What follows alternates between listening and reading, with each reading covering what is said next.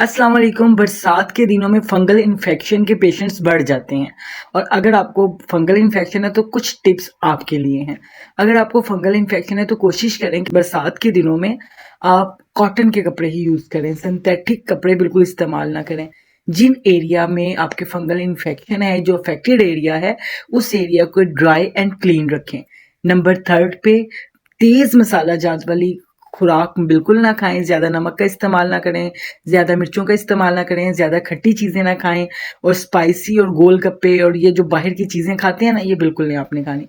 उसके बाद fungal infection को तेज़ी से ख़त्म करने की एक टिप बता रही हूँ। आपने अप्रॉक्सिमेटली 20 नीम के पत्ते लेने हैं, उसमें उसको 1.5 ग्लास पानी यानी कि 300 ml पानी में डाल के इतना पकाइए हल्की आँच पे कि वो 100 ml रह जाए, आधा ग्लास रह जाए। उसके बाद उसको स्टेन कीजिए और उसको स्प्रे बॉटल में डालिए और इन्फेक्टेड एरिया के ऊपर स्प्रे कीजिए। और अगर आपके बॉडी में बहुत ज़्यादा फंगल है तो आप उसका थोड़ा सा इसका पानी आप लेके इससे पूरा नहा भी सकते हैं। तो बहुत जल्द, क्योंकि इसके अंदर एंटी बैक्टीरियल प्रॉपर्टीज़ होती हैं, तो बहुत जल्द आप फंगल इन्फेक्शन से आपको निजात मिल जाएगी।